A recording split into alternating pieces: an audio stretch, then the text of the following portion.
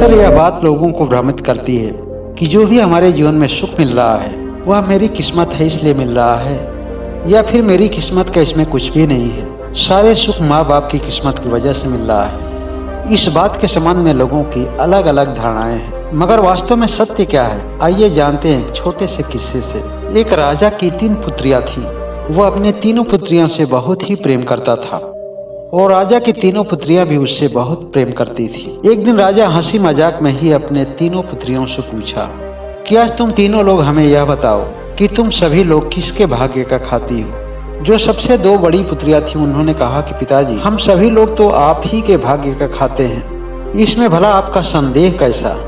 अपनी प्रशंसा सुनकर के राजा को बहुत ही खुशी हुई, क्योंकि अपनी प्रशंसा दूसरों के मुख से सुनकर खुश होना तो एक साधारण मनुष्य का स्वभाव है।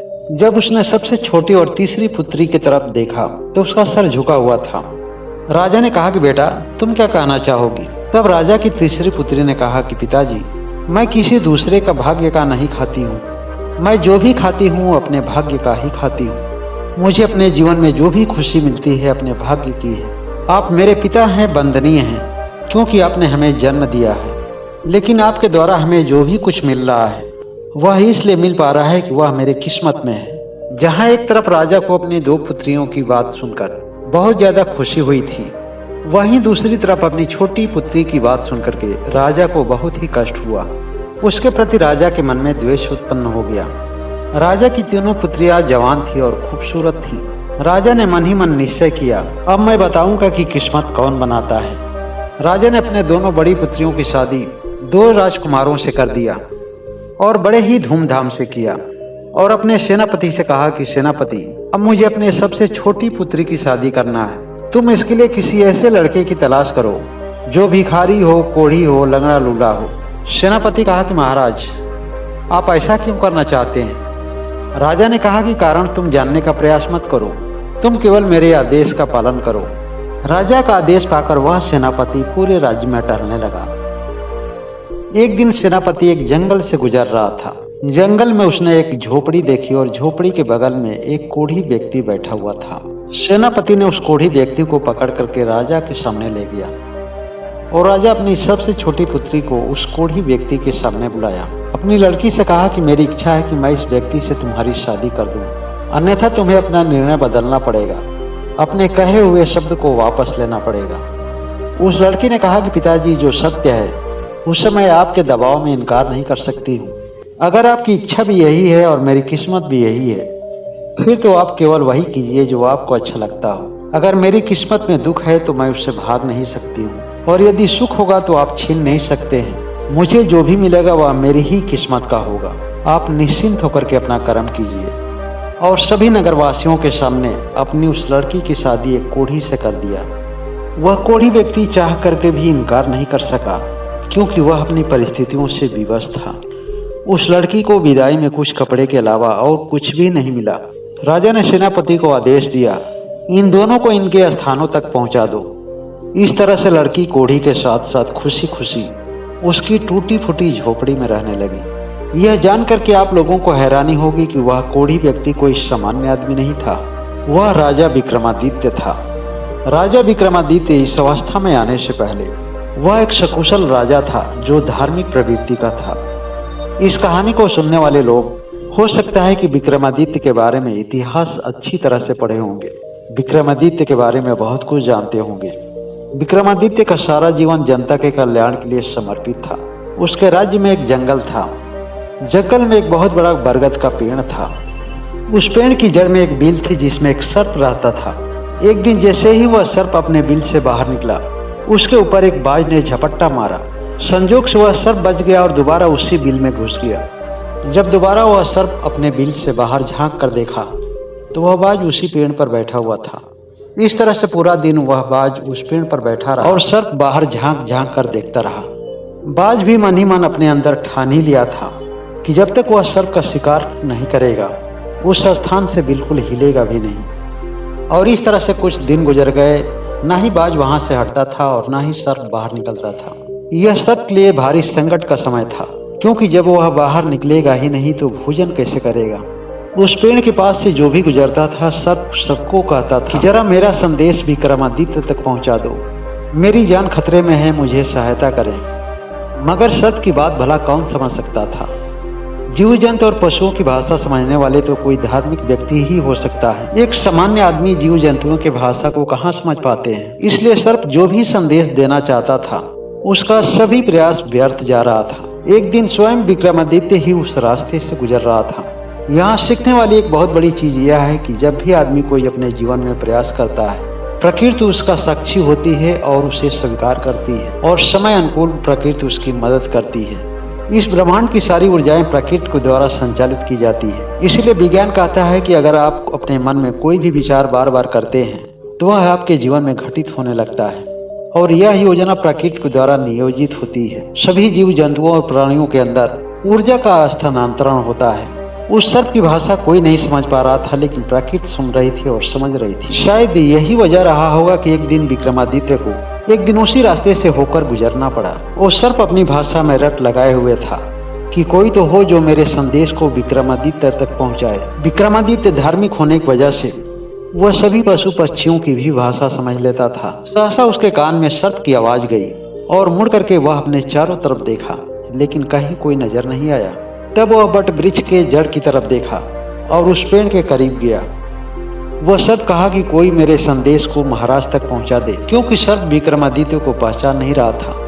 केवल आते जाते लोगों से विक्रमादित्य के बारे में सुना था कि वह हर कीमत पर हर प्राणियों की रक्षा करते हैं, हर प्राणियों की मदद करते हैं। राजा ने कहा कि मैं ही विक्रमादित्य हूँ, बताओ तुम्हारी समस्या क्या है। तब सर्प ने कहा कि महाराज, इस पेड़ के ऊपरी शीर्ष पर एक बाज बैठा हुआ है। एक दिन मेरे ऊपर झपट्टा मारा और मैं बालों बाल बच गया, और उसी दिन से मेरी ताक में यहाँ पर बैठा हुआ है। वह मुझे अपना शिकार बनाना चाहता है। आपके बारे में हमने बहुत कुछ सुना है, आप ही हैं जो मेरे प्राण की रक्षा कर सकते हैं। राजा विक्रमादित्य ने कहा कि तुम मेरे साथ चलो, तुम्हें कोई भी नुकसान नहीं पहुंचा सकता है। सर्प ने कहा कि वह बाज है महाराज, पलक झपकते ही वह मेरा शिकार बना लेगा। क्या मेरी आप एक राय को स्वीकार करेंगे। तब राजा ने कहा कि तुम्हारी क्या राय है। तब सर्प ने कहा कि महाराज, मैं अत्यंत छोटा हूँ, मैं आपके शरीर में प्रवेश करके आपकी आंत में बैठ जा रहा हूँ। तब वह बाज नहीं देख पाएगा और आप हमें किसी दूर के जंगल में लेकर चलिए, मैं आपके एक इशारे पर आपके शरीर से बाहर आ जाऊंगा। राजा विक्रमादित्य एक बहुत बड़ा धार्मिक, परोपकारी और ज्ञानी पुरुष था। वह दूसरों की भलाई के लिए हमेशा अपनी जान को खतरे में डालने के लिए तत्पर रहता था। हमेशा वह अपनी परवाह नहीं, दूसरों की परवाह करता था, और उसने उस सर्प की बात को मानकर ऐसा ही किया। राजा उस सर्प को लेकर के एक बहुत ही दूर के जंगल में गया। उस सर्प को कोई मेहनत भी नहीं करनी पड़ी और वह सुरक्षित आराम से पहुंच भी गया। जब राजा ने कहा कि अब तुम अपने सुरक्षित स्थान पर आ चुके हो, तुम अब शरीर से बाहर आ जाओ। तब सर्प ने राजा से कहा कि महाराज, कि मैं आपके शरीर में बहुत ही ज्यादा सुरक्षित हूँ। अगर मैं कहीं बाहर निकल गया और बाज दोबारा कहीं से आ गया तो उस वक्त हमें भला कौन बचाएगा, इसलिए मैं आपके शरीर से बाहर नहीं निकल सकता हूँ। विक्रमादित्य ने उसे बहुत कुछ समझाया बुझाया कि देखो, मैं एक राजा हूँ और मेरे पास बहुत सारे कर्तव्य हैं। तुम्हारे जैसे बहुत लोगों का मुझे हित करना होता है। अगर तुम मेरे शरीर से बाहर नहीं निकले तो मेरा तो जीवन संकट में आ जाएगा और मैं दूसरों का भला कैसे करूँगा। सर्प ने कहा कि महाराज, इस समय मुझे केवल अपनी चिंता है, और राजा के सभी प्रयास निरर्थक गए। वह सर्प को समझाने में सक्षम नहीं हो सके। धीरे धीरे विक्रमादित्य के अंदर उस सर्प का विष फैलने लगा और उनके शरीर पर कोढ़ का निशान दिखने लगा। कुछ ही दिन में उनका शरीर और उनका चेहरा ऐसा हो गया कि लोग उन्हें पहचान नहीं सकते थे कि वही राजा विक्रमादित्य होंगे। राजा ने मन ही मन निश्चय किया कि जब तक मैं सही नहीं हो जाता हूँ, मैं इसी जंगल में अपना जीवन यापन करूंगा, और घास फूस के द्वारा एक छोटी सी झोपड़ी तैयार किया और उसी झोपड़ी में रहने लगे। जिस कोढ़ी विक्रमादित्य के पास उस राजा की लड़की आई थी, वो अपने रहस्य को तो उससे भी नहीं बता सकते थे। वह जानते थे कि जो अपने आप को नहीं पहचान पा रहा हो, उसे दूसरे लोग कैसे पहचान सकते हैं। वह राजकुमारी उस कोढ़ी विक्रमादित्य की सेवा करने लगी। वह सत्य के मार्ग पर चलने वाली एक पतिव्रता नारी थी। एक दिन राजकुमारी और विक्रमादित्य रात में सो रहे थे, तभी उस झोपड़ी के बाहर एक सर्प आया। वह दूसरा सर्प विक्रमादित्य के रहस्य को जानता था। उस झोपड़ी के बाहर बैठा हुआ सर्प विक्रमादित्य के अंदर वाले सर्प से बोला, तुम्हें पता भी है कि क्या कर रहे हो। सभी प्रजा की सेवा करने वाले और कल्याण करने वाले राजा को तुमने एक कोढ़ी बना दिया है। तुम कितने बड़े अभागे हो, तुम्हें अंदाज नहीं है। जिस राजा ने तुम्हारे प्राणों की रक्षा की उसी के तुम जान के दुश्मन बन गए। तुमने अगर अपनी जिद को नहीं छोड़ा तो मैं राजकुमारी से सब कुछ सही मैं उन्हें स्पष्ट बता दूंगा कि तुमसे मुक्ति कैसे मिलेगी। मैं यह बात अच्छी तरह से जानता हूँ कि अगर राजा को किसी ने एक लोटा गंगा जल पिला दिया तो उसी समय तुम्हारी मृत्यु हो जाएगी और तुम छोटे छोटे टुकड़े में विभाजित होकर के राजा के शरीर से बाहर आ जाओगे। कि तब दूसरे सर्प ने बोला कि मैं भी तुम्हारा राज जानता हूँ कि जिस बिल में तुम इतने बड़े धन पर फन मार कर बैठे हो, अगर उस बिल में सरसों का तेल डाल दिया जाए तो उसी वक्त तुम्हारी मृत्यु हो जाएगी। राजकुमारी चूंकि सती नारी थी इसलिए वह दोनों सर्पों की बातों को समझ ले रही थी। वह जगी हुई अवस्था में दोनों सर्पों की बातों को सुन रही थी। वह सुबह होते ही गंगा जल के लिए चल पड़ी। वहाँ से काफी दूरी पर गंगा नदी थी। वह राजकुमारी उस गंगा नदी से एक लोटा गंगा जी का जल लाई और जल ला करके महाराज को ग्रहण करने के लिए कही। महाराज ने राजकुमारी के हाथों से लोटा का जल लेकर ग्रहण किया। जैसे ही वह गंगा जल विक्रमादित्य के हाथों में पहुंचा तो उसी समय उस सर्प की मृत्यु हो गई और सर्प अत्यंत छोटे छोटे टुकड़ों में विभाजित हो गया और राजा के मल मूत्र से बाहर आने लगा। राजा को जल पीते ही बहुत ज्यादा आराम मिला क्योंकि शरीर से विष खत्म होने लगा। जैसे जैसे वह सर्प उस शरीर से बाहर होता गया राजा स्वस्थ होते चले गए। राजा अत्यंत खुश था, लेकिन यह चमत्कार कैसे हुआ उसे पता नहीं था। जब राजा थोड़ा सा स्वस्थ हो गए तो राजकुमारी ने उन्हें कहा कि इस लोटे में एक लोटा मुझे सरसों का तेल ला कर दे। और राजा विक्रमादित्य सरसों का तेल ला करके राजकुमारी को दिए। जैसा कि राजकुमारी को ज्ञान था कि अमुक पेड़ के नीचे एक बिल में एक सर्प रहता है। एक लोटा सरसों का तेल जब गर्म करके राजकुमारी ने उस बिल में डाला तो उस बिल में रहने वाले सर्प की मृत्यु हो गई। एक दिन बाद राजकुमारी ने राजा विक्रमादित्य से कही कि आप इस बिल वाले जगह को खोदिए। अंदर देखा कि एक बहुत बड़ा संदूक है जो रत्न और असरफियों से भरा हुआ है। राजा विक्रमादित्य और राजकुमारी उस भरे हुए संदूक को अपने झोपड़ी के पास ले गए। अब विक्रमादित्य पूर्ण रूप से ठीक हो चुके थे और अपने वास्तविक रूप में आ गए थे। तब उसने महारानी से पूछा कि यह चमत्कार कैसे हुआ। तब महारानी ने सारी बात बताई जो उन सर्पों के द्वारा सुनी थी। राजा विक्रमादित्य ने कहा कि महारानी जी, हम लोगों को अपने राज्य चलना चाहिए क्योंकि राज्य छोड़े हुए कुछ दिन हो गए हैं।